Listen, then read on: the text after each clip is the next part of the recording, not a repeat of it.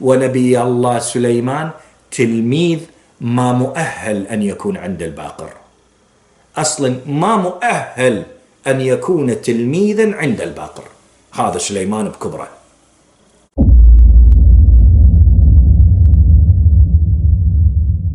عنوان حلقتي لهذا اليوم: قصة طيران الإمام الباقر على فيل من المدينة إلى مكة. شفت يا عم؟ شفت ايه؟ يا عم روح بقى، روح بقى يا راجل. انت هو قال حاجه يا جدع؟ انت لسه هيقول لك اوسخ كلام، بس انت مستعجل ليه؟ اتفضل يا باشا، اتفضل يا سياده اللواء، ربنا يكرمنا معاك يا رب في الليله اللي مش فايته دي. هذا الموضوع شرق وغرب فيه النواصب. والله عندكم روايه ان الامام الباقر عليه السلام ايش سوى؟ صنع فيل وطار به. ماذا تقول يا إمعة؟ عمك هذا عمك، شنو إمعة؟ في دلائل الإمامة محمد بن جرير الطبري الشيعي، هذا صفحة 220 الطبعة الأولى، عن أبي جعفر عليه السلام عن جابر بن يزيد الجعفي: رأيت مولاي الباقر عليه السلام وقد صنع فيلا من طين فركبه وطار في الهواء حتى ذهب إلى مكة من المدينة. لا دي طقطوقه، دي طقطوقه بسيطه من التقطيع بتاعته، لسه الاحباط كله اوعدكم والله.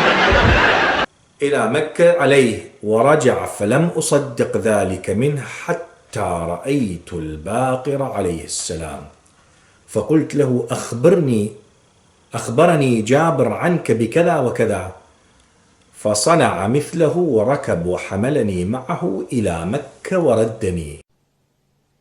يا متخلف يا ابن المتخلف، ده هي تلعن اليوم الاسود اللي شفناك فيه. فركبه وطار في الهواء حتى ذهب من المدينة، يعني الإمام خلف السرلك صنع فيلا من طين وركبه وطار به من المدينة إلى مكة. الإمام الباقر جابر بن يزيد الجعفي ينظر، يقول: أنا أشوف بعيني. هيموتكم والله، هيموتكم والله. ربنا يخليك للفشل يا رب يا رب. أخبرني جابر عنك كذا وكذا كذا وكذا. شنو؟ يعني أنك صنعت فيلا من طين وركبته وطرت به في الهواء من مكة إلى المدينة. صدق هذا الحكي يا ابن رسول الله؟ يقول: فصنع مثله الإمام وركب وحملني معه إلى مكة وردني. تضحك طبعا، لم تفهم مغزى الكلام. أنا ضحكت الفريج علينا، ضحكت عن محمود علينا، الله لا يبارك فيك. حكيم بن أسد قال: لقيت أبا جعفر محمد بن علي الباقر عليه السلام وبيده عصا يضرب بها الصخر فينبع منه الماء، فقلت: يا ابن رسول الله ما هذا؟ قال: نبعة من عصا موسى عليه السلام التي يتعجبون منها. هذه باب معاجز الأئمة. يلا عمي يلا تهدي شوي. ابن عليه، تهدي شوي. اسكت. لا الحين افك كف اطلع براغي ويا كلها. والناصب يشبيه، الناصب متخبو، وهذه خرافات وهذه ما أعرف شنو.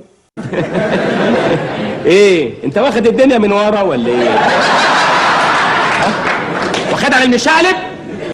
أخذوا مني هذا الكلام وتعلموه. ماكو أحاديث عندنا ضعيفة، ما عندنا حديث ضعيف، ما عندنا حديث منحرف. أتحداكم تعطوني حديث ضعيف، ما عندنا. كم بارك الله فيك حمار الكارقة. ونبي الله سليمان تلميذ ما مؤهل أن يكون عند الباقر، أصلا ما مؤهل أن يكون تلميذا عند الباقر. هذا سليمان بكبره. الله الله الله الله الله الله الله الله. لا اله الا الله، لا اله الا الله، لا اله الا الله. الله يخرب بيتك يا عبد اللي بنت ابوك يا ابن الكلب. انت اذا عندك هذا المبدأ يا الشيعي قلبك يكون جلد، ما ترجف امام هذه القضايا. والله الامام الباقر بهالسذاجه يقولوها، صنع فيل وطار بي، والشيعي يرعد. انت اكتب وشوف، يرعد من هذا القول. ايش بيه هذا القول؟ اقدس الاقوال. حوش كفايه كفايه بيه كفايه.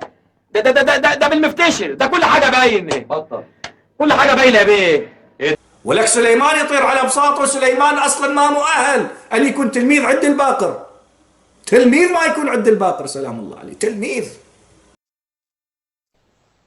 انت بتهزر يا ابني، هي زريبه يا حبيبي، هي زريبه دي، انت متخلف يا ابني.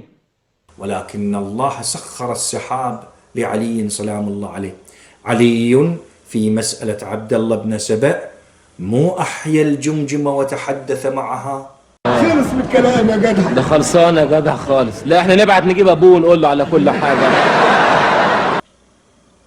أنت إذا مستغرب على طيران الفيل فاستغرب على سحاب سليمان، استغرب على تسخير الرياح لعلي عليه السلام، استغرب على الجمجمة التي حدثت الإمام، استغرب على معاجز الأئمة التي لا تعد ولا تحصى.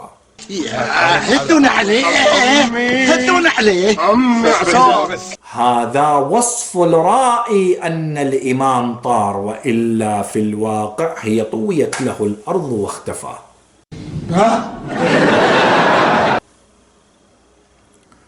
إذا انطوت الأرض تصير خطوتين تمشي منها لآخر الدنيا.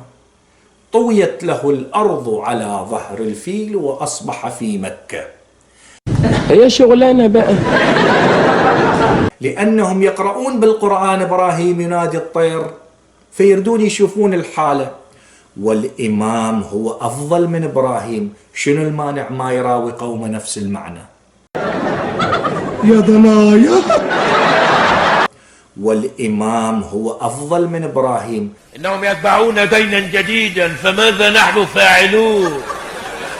شنو المانع؟ وإلا غيبة الإمام هي أعظم معجزة. عايش 1300 سنة، 1400 سنة، هي هاي أكبر معجزة. لا لا لا لا لا، مش ممكن مش ممكن يبقى يا حبيبي، أنا مش ممكن أسمع هذه المهزلة، أشوفها بعيني وأسكت. ولكن عندما يقولون الإمام الباقر، أجي أشوف مهمة الباقر هو الإمام اللي أفضل من النبي، لا هذا أصدق.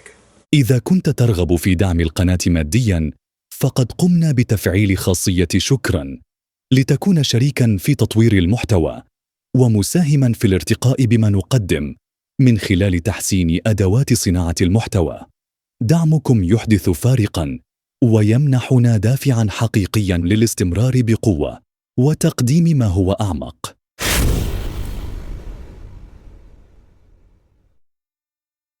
اللهم لا تحاسبنا بما فعل السفهاء منا يا رب العالمين.